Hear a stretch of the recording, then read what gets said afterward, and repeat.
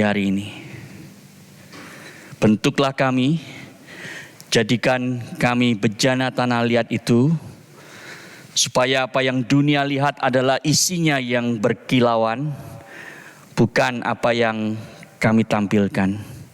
Kami rindu ya Tuhan, kemilau Injil Kristus Yesus itu boleh disaksikan oleh dunia, karena kami hidup seturut, sehati, sepikir dengan Kristus.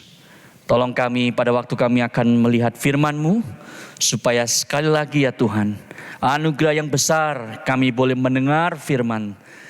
Pada waktu banyak saudara kami di berbagai belahan dunia yang lain kesulitan untuk mendengarkan khotbah, untuk mendapatkan firman Tuhan dengan bebas.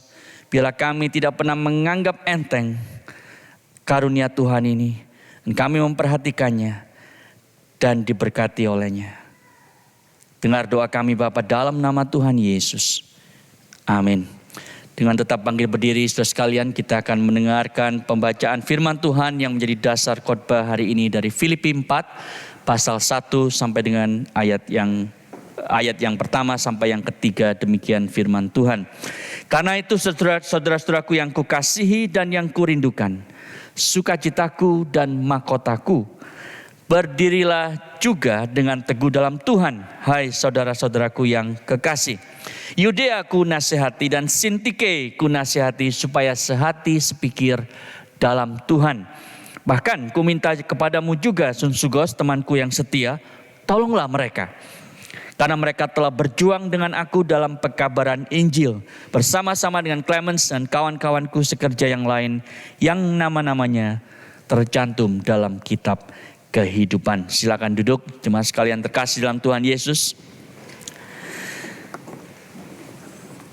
Saudara, satu kali ada seorang yang sedang berjalan di atas sebuah jembatan yang tinggi, dan di bawahnya itu adalah sungai.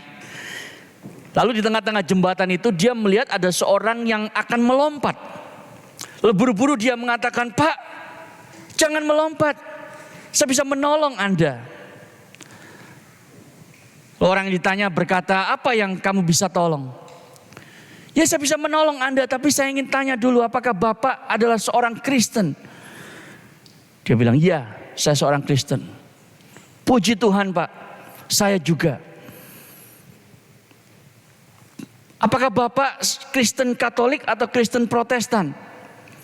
Yang ditanya itu menjawab, "Saya Kristen Protestan." "Puji Tuhan Pak, saya juga." "Bapak Kristen Protestan apa? Baptis, Metodis, Presbyterian, atau Karismatik?" Lalu yang ditanya menjawab, "Presbyterian." "Puji Tuhan Pak, saya juga." Terus ditanya lagi, saudara, "Presbyterian yang mana Pak? Presbyterian yang mengakui the basis of union, yang gabung dengan Uniting Church, atau Presbyterian Reform?" Bapaknya menjawab, "Presbyterian Reform." "Puji Tuhan Pak, saya juga." Lalu ditanya lagi, "Presbyterian Reform yang mana Pak? Supralapsarian apa infralapsarian?" Lalu dia menjawab, "Supralapsarian." Orang itu kemudian tiba-tiba kaget, saudara, dan dia kemudian maju terus mendorong orang itu, "Matilah kau orang sesat," begitu ya. Saudara, orang Kristen seringkali mementingkan perbedaan di antara mereka. Itu sebabnya kemudian mereka berselisih faham karena perbedaan yang sangat kecil, yang minor, yang bukan hal yang esensial. Sementara yang 90% hal yang sama yang mereka miliki di dalam Kristus itu mereka lupakan. Itu sebab gereja hari ini seringkali mengalami perselisihan dan perpecahan, dan tidak menjadi bagian dari kesaksian yang baik bagi Kristus Yesus. Saudara, Yesus bilang kepada murid-muridnya, "Dunia akan tahu bahwa kamu adalah murid-muridku jikalau kamu saling mengasihi. Artinya apa, saudara? Meskipun kita diciptakan beda-beda, tapi kita bisa menghargai satu sama lain karena kita memiliki satu Tuhan, satu iman, satu baptisan. Tapi kita lupa itu. Saudara, ini yang ditulis oleh Rasul Paulus kepada jemaat di Filipi pasal 4 ayat 1 sampai 3. Kita melihat tadi yang kita baca, saudara, bahwa di dalam gereja yang paling baik yang didirikan dan dilayani oleh Rasul Paulus, yaitu gereja Filipi, ada perselisihan, ada konflik di antara jemaat. Saudara, memang tidak ada gereja yang sempurna. Kalau saudara ketemu gereja sempurna, lalu saudara masuk ke sana, minggu depan gerejanya jadi nggak sempurna karena Anda sekarang ada di sana. Dan itu yang terjadi, saudara, di dalam gereja Filipi. Dan kita akan melihat bagaimana Paulus menangani perselisihan konflik yang terjadi di antara sesama anggota gereja. Yuk mari kita lihat, saudara, poin yang pertama. Kenapa side by side itu satu hal yang sangat penting. Ya, dikatakan di sana tentunya tadi Sintike dan Yudea itu sedang cekcok, berselisih faham. Dua orang perempuan yang namanya disebutkan itu berarti mereka bukan orang sembarangan. Mereka kemungkinan adalah pemimpin. Mereka kemungkinan adalah bagian dari orang-orang awal yang memulai gereja Filipi bersama dengan Lydia. Kalau Anda membaca Kisah Rasul 16. Jadi mereka ini punya peran, saudara, sebagai pemimpin gereja. Dan karena mereka berselisih faham, tentunya ada orang yang membela Yudea, ada orang yang membela Sintike. Dan ini menjadi masalah serius sampai ini kemudian didengar oleh Rasul Paulus yang berada di tempat yang begitu jauh dan sedang dipenjara. Tapi dia mendengar, saudara, ketika Epafroditus itu datang kemudian memberitahu di gereja lagi ada yang konflik, Pak Paulus. Namanya Yudea dan Sintike. Oh ya, kagetlah Rasul Paulus. Saudara, mari kita lihat kenapa side by side itu penting. Hidup berjuang bersama, bersebelahan, bergandeng tangan itu satu hal yang penting. Ayat pertama, saudara, ketika Paulus itu mengatakan kepada mereka bahwa mereka itu adalah saudara-saudara yang dikasihi oleh Rasul Paulus. Mereka itu adalah dikatakan sukacitaku dan mahkotaku, my joy and my crown. Itu menunjukkan satu kedekatan Rasul Paulus dengan mereka, saudara. Dan berapa kali dia mengulangi hal ini di dalam surat Filipi. Paulus sangat mengasihi jemaat Filipi. Jemaat Filipi juga sangat mengasihi Rasul Paulus. Itu sebab jemaat Filipi sangat mendukung secara finansial, secara emosional, secara doa, pelayanan Rasul Paulus. Dia mengatakan, saudara-saudaraku yang kukasihi, dua kali di ayat yang pertama menunjukkan intimasi yang muncul di antara mereka. Tetapi saudara, intimasi tersebut sekarang terganggu karena adanya pihak-pihak yang konflik. Itu sebab Paulus berkata di ayat yang pertama, berdirilah juga dengan teguh. Ayat ini disebut sebagai ayat transisional karena bicara mengenai apa yang sebelumnya. Ya, Anda perhatikan ayat 1 itu dimulai dengan karena itu. Paulus bilang jangan meniru pemimpin-pemimpin yang palsu. Di ayat sebelumnya khotbah yang lalu kalau Anda ingat, Tuhan mereka adalah perut mereka, kesudahan mereka adalah kebinasaan. Jangan meniru mereka. Tirulah kami, orang-orang yang berusaha hidup dengan pola pikiran, perasaan seperti Yesus Kristus. Itu sebab berdirilah teguh, jangan meniru mereka.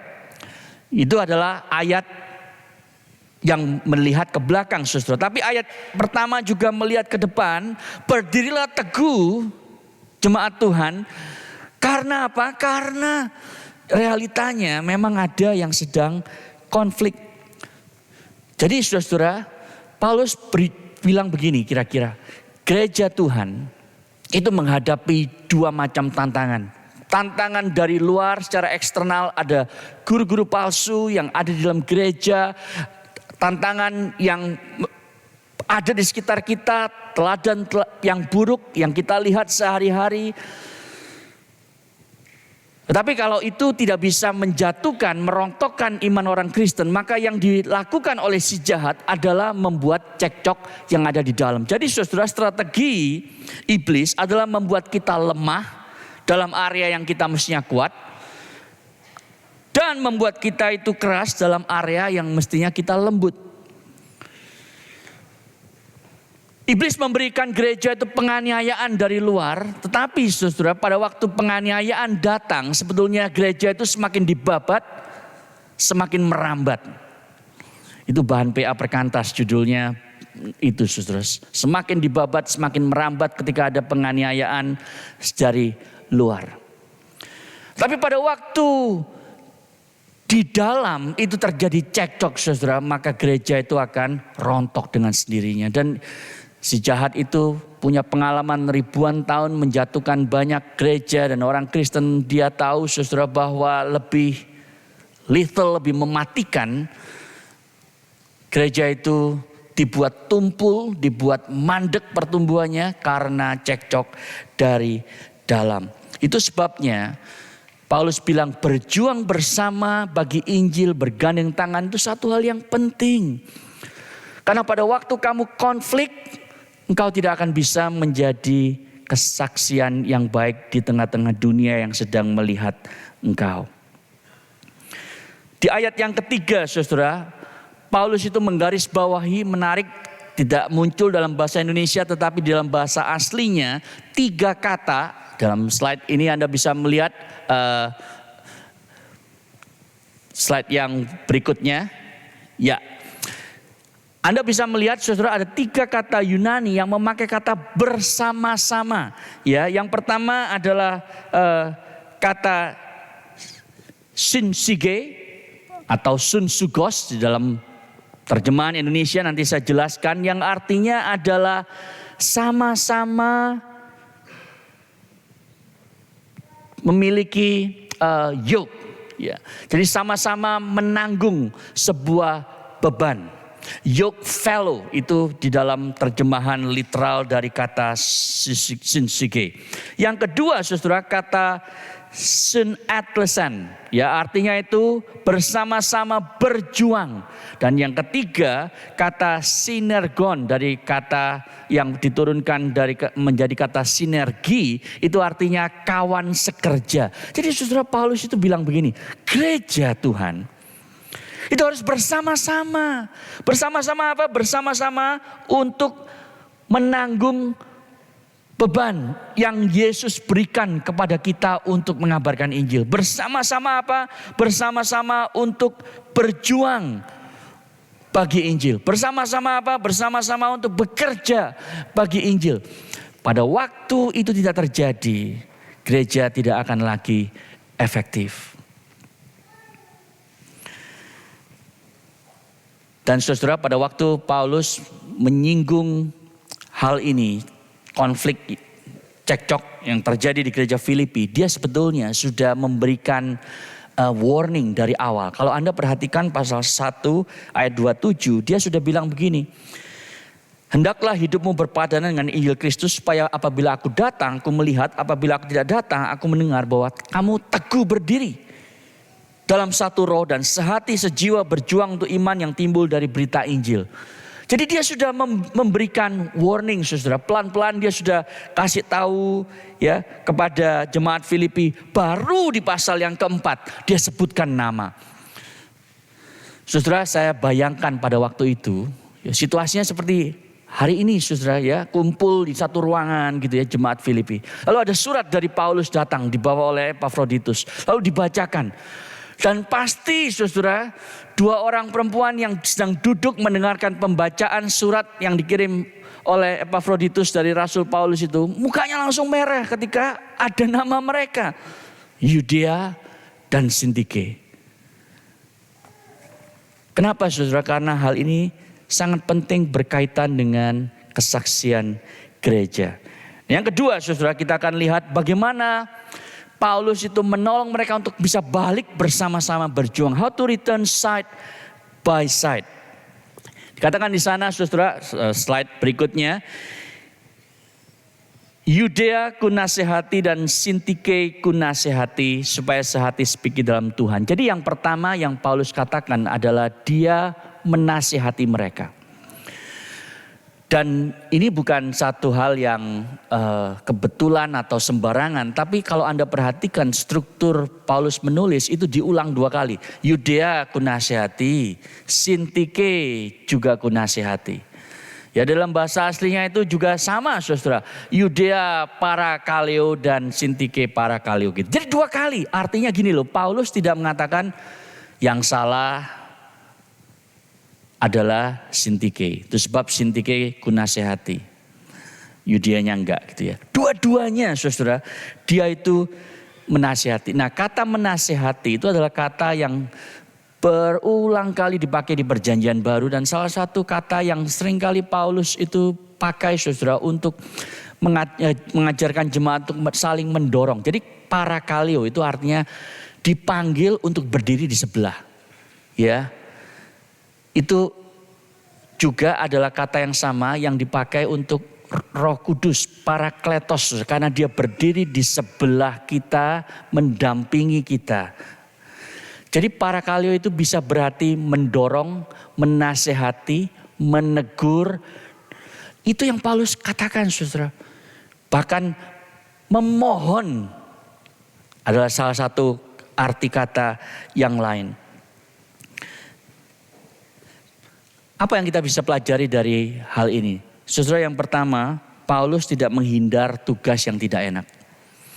Coba Anda tempatkan diri Anda seperti Rasul Paulus sebentar.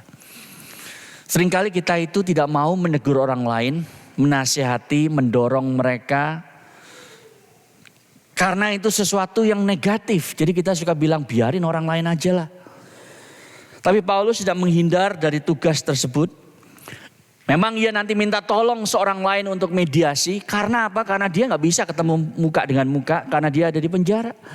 Tapi dia tidak sungkan atau gengsi untuk menegur Sintike dan Yudea.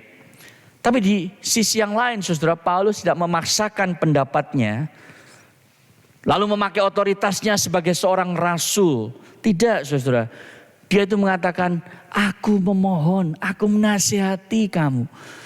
I plead with you, I entreat you. Saudara, itu yang dia pakai. Jadi dia seakan-akan itu menaruh dirinya sama seperti orang percaya lainnya dan memohon mereka untuk berdamai.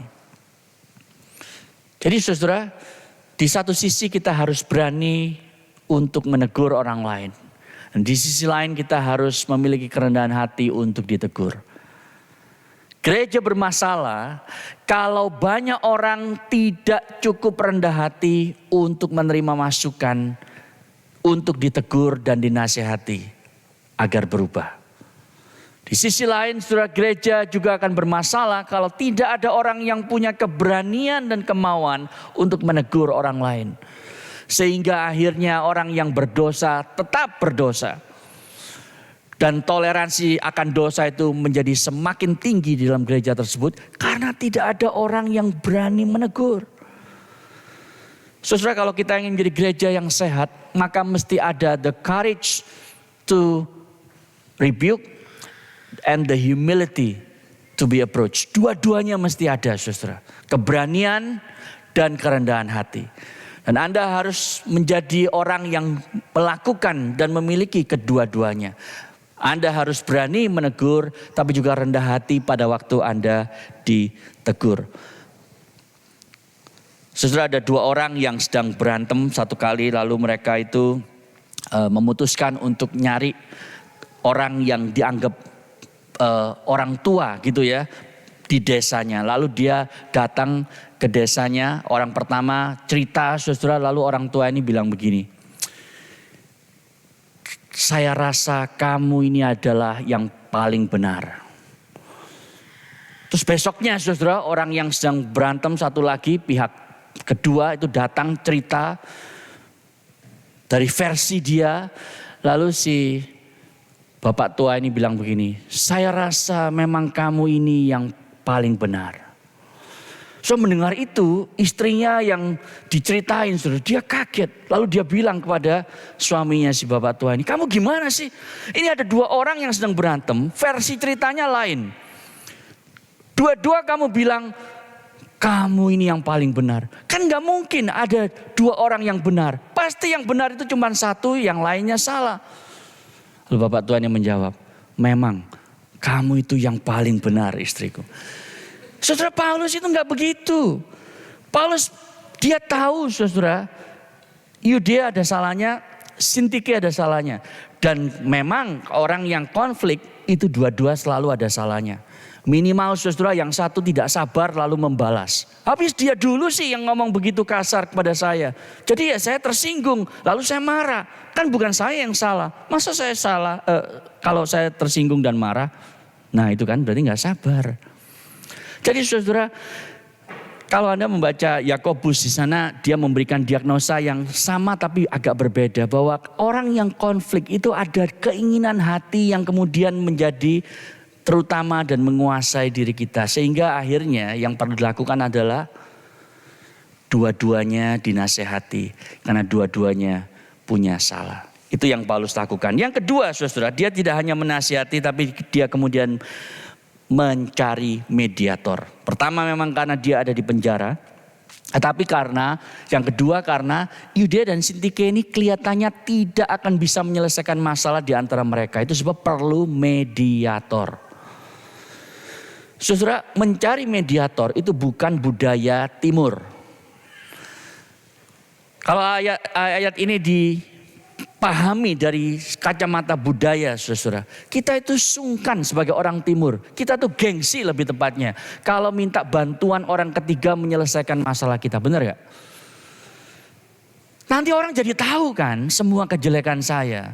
Jadi akhirnya apa? Gak usah diselesaikan masalahnya. Berapa banyak saudara suami istri yang bermasalah tapi tidak pernah mengundang mediator.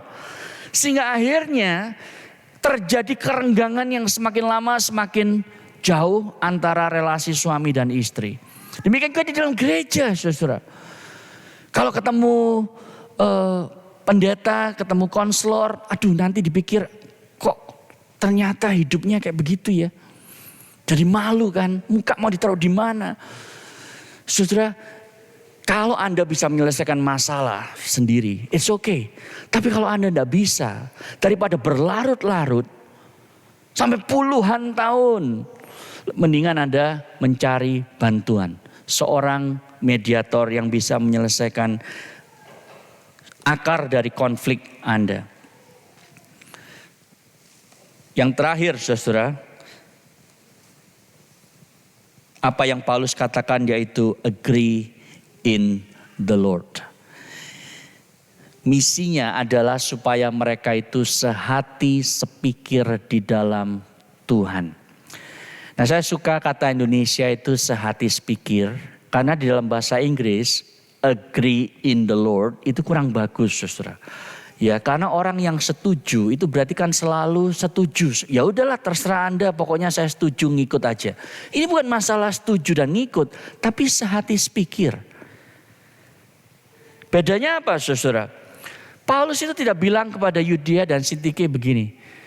Udahlah, yang penting ya, gak penting siapa yang benar, siapa yang salah. Yang penting kamu rukun lah. Malu kan didengerin gereja sebelah. Malu kan didengerin orang lain kalau gereja Filipi yang aku tuh sangat seneng. Ternyata ada konflik gara-gara kalian. Enggak saudara, ini bukan kebersatuan dengan kemudian menelantarkan kebenaran. Paulus tidak pernah bilang doktrin itu enggak penting, yang penting saling mengasihi. Bukan itu yang dia sedang katakan saudara. Dan para penafsir itu setuju bahwa ini bukan masalah doktrinal yang terjadi di antara Yudea dan Sintike. Kemungkinan besar masalah metode. Kemungkinan besar masalah metode di dalam pelayanan. Dalam kaitan pekabaran Injil. Kemungkinan mereka itu bilang, yuk kita caranya begini aja ya. Penginjilan itu harus kita langsung turun ke jalan. Yang satu lagi, enggak boleh bisa begitu dong. Kalau kita langsung turun ke jalan itu tidak akan efektif. Orang nanti akan malah alergi terhadap kita. Nah jadi ribut saudara. Jadi masalah metode, bukan masalah doktrinal. Yang Paulus katakan bukan doktrin gak penting, yang penting bersatu. Bukan itu. Tapi di sisi lain saudara, ini juga bukan sebuah keinginan dari Rasul Paulus supaya mereka itu selalu setuju satu sama lain tanpa kemudian perlu berbeda pendapat. Saudara, di dalam gereja Tuhan, perbedaan pendapat itu bukan hanya perlu, tetapi penting saudara. Supaya apa? Supaya pelayanan itu dijalankan dengan yang terbaik. Kalau Anda ingin excellent ministry, pasti akan ada perbedaan pendapat. Paulus dan Barnabas sendiri pernah berbeda pendapat saudara. Tapi yang dimaksud di sini adalah adanya kesehatian sehati sepikir sama seperti Kristus. Banyak orang yang pada waktu konflik itu bilang begini, aku nih orangnya ya begini. Kalau kamu gak bisa terima, ya sudah, mau apa lagi? Ya kan? Saudara, pada waktu orang bilang, coba Anda pernah dengar kan orang bilang begitu?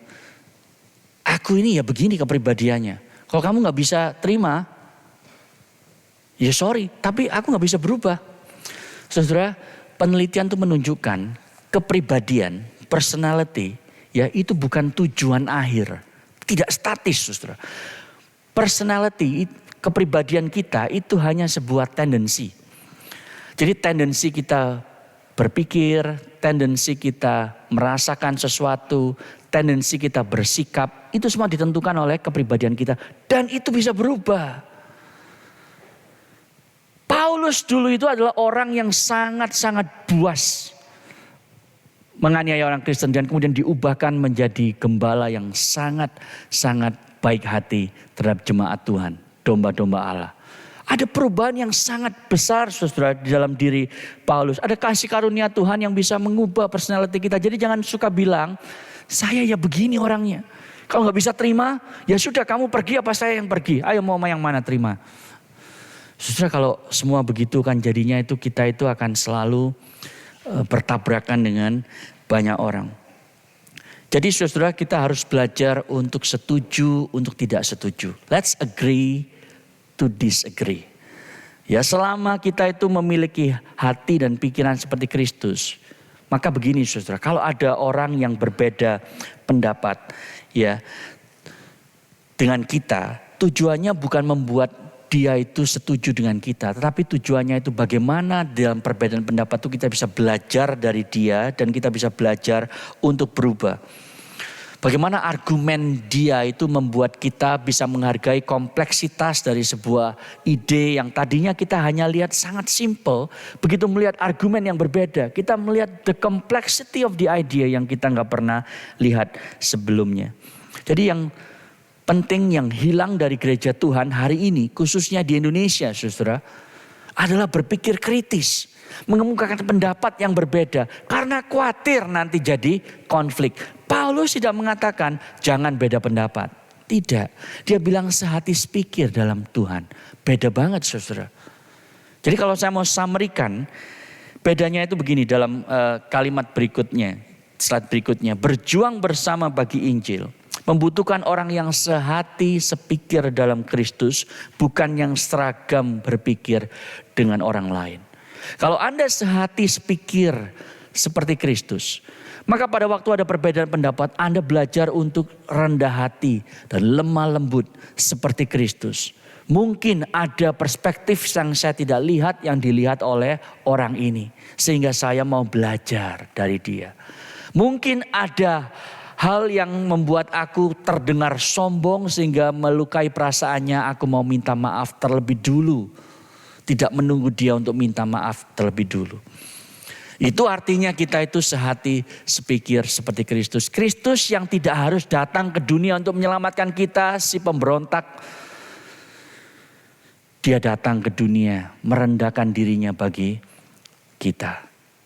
Mati di atas kayu salib bagi kita. Dan saudara, kalau kita selalu merasa diri lebih benar daripada orang lain, pasangan kita, rekan pelayanan kita di gereja, saudara, kita akan kesulitan untuk sama-sama berubah dengan orang lain, apalagi berjuang bagi Injil. Jadi saudara, yang Terakhir poin saya adalah bagaimana kita bisa terus bersama-sama berjuang bagi Injil. Poin yang ketiga dan yang terakhir di slide berikutnya adalah kita harus memiliki pikiran Kristus Yesus. Kita harus memiliki sikap Kristus Yesus. Perhatikan saudara, di dalam ayat 1 dan ayat yang ketiga, ayat yang kedua, Paulus itu selalu memakai frase dalam Tuhan. Dalam Tuhan. Ya, dia berkata, berdirilah juga dengan teguh dalam Tuhan. Sehati sepikir dalam Tuhan. Artinya apa saudara? Karena kita sudah ada di dalam Kristus, maka sekarang hati kita dan pikiran kita harus sama seperti Kristus.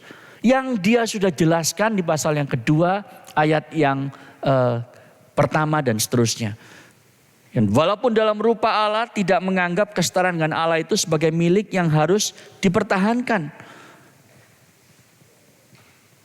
Jadi saudara, kepada Yudea dan Sintike yang dikatakan oleh Paulus itu sesuatu yang sangat simpel. Engkau harus jadi seperti Kristus karena engkau ada di dalam Dia. Kalau Anda perhatikan pasal yang ketiga di ayat-ayat yang terakhir, Paulus itu mengingatkan mereka, kamu ini adalah warga negara kerajaan sorga. Dan sama dengan kawan-kawan sekerja yang lain, namamu itu ada dalam kitab kehidupan. Itu yang penting, ada banyak persamaan di antara kamu. Kenapa sangat mementingkan perbedaan yang cuma sedikit? Padahal ada persamaan yang begitu banyak. Saudara, kalau kita itu tahu bahwa kita punya nama dicatat dalam kitab kehidupan, kita akan menuju kepada surga dan kita sekarang harus hidup sebagai warga negara kerajaan surga dan memiliki pikiran dan perasaan seperti Kristus Yesus. Maka saudara, gak ada alasan untuk kita itu karena hal-hal yang kecil jadi berantem. Berbeda pendapat itu wajar saudara. Dan kita harus melatih orang Kristen untuk bisa mengemukakan pendapat, mendengar pendapat orang lain, mengubah pendapat mereka karena tidak bisa melihat alasan yang baik untuk mempertahankan pendapat mereka di dalam rapat, di dalam pertemuan, di dalam interaksi, di dalam gereja. Tanpa itu saudara, gereja Tuhan tidak akan mampu berjuang bagi Injil dengan kesaksian yang baik di tengah-tengah dunia.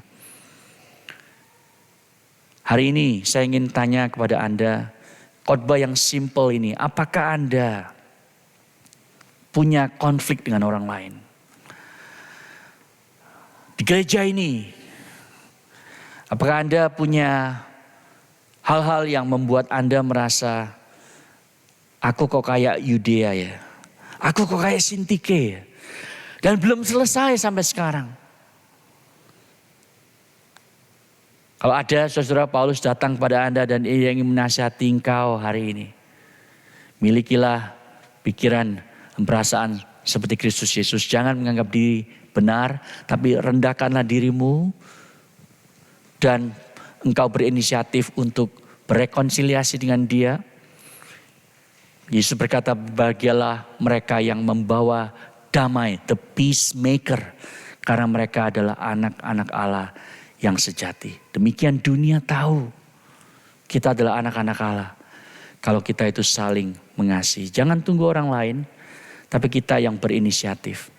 Saudara, semakin dekat Anda pelayanan bagi teman-teman yang melayani di gereja ini, semakin dekat Anda kerjasama, sama seperti orang kalau dancing itu ya. Kalau dancingnya jauh saudara, tidak mungkin kaki Anda keinjak sama orang itu. Tapi kalau Anda dansa barengan, apalagi dansanya semakin lama semakin cepat ritmenya saudara, maka kemungkinan kaki Anda terinjak akan semakin besar. Jadi itu wajar saudara, it's okay. Tetapi yang penting adalah apa yang saudara lakukan pada waktu kaki Anda terinjak. Itu yang penting saudara. Pada waktu kita memiliki hati dan pikiran seperti Kristus Yesus, di sana kita dimampukan untuk bisa menjadi saksi yang baik di tengah dunia yang melihat kita. Mari kita tunduk kepala, kita berdoa. Bapa di surga, kami bersyukur untuk firman-Mu di tengah-tengah dosa yang kami miliki karena ego kami, kesombongan hati kami. Kami seringkali bereaksi dengan kemarahan, bahkan balas dendam kepada orang-orang yang kami pikir sudah melukai perasaan kami. Ingatkan kami pagi ini ya Tuhan, kami telah melukai perasaan pencipta kami, tapi Engkau mengutus Kristus untuk mati bagi kami. Bahkan pada waktu kami sudah mengenal Tuhan Yesus, kami begitu sering melukai perasaan-Mu. Namun Engkau tidak pernah berhenti mengasihi kami. Engkau terus mengejar kami dan membawa kami kembali kepadamu. Tolong kami untuk memiliki pikiran yang sama, perasaan yang sama. Sehingga ya Tuhan, pada waktu orang-orang Indonesia melihat gerejamu ICC Melbourne di tempat ini, mereka menjadi tertarik untuk datang karena ada kasih yang real yang didemonstrasikan di tengah-tengah umatmu di tempat ini. Kalau ada di antara kami yang perlu mengambil langkah konkret untuk berrekonsiliasi, bila Tuhan memampukan, memberanikan kami untuk meminta maaf, atau ada di antara kami yang perlu menegur orang lain, beranikan kami untuk bisa menyatakan kebenaran-Mu dengan kasih dari Tuhan Yesus. Terima kasih Bapa, dalam nama Kristus itulah kami berdoa. Amin.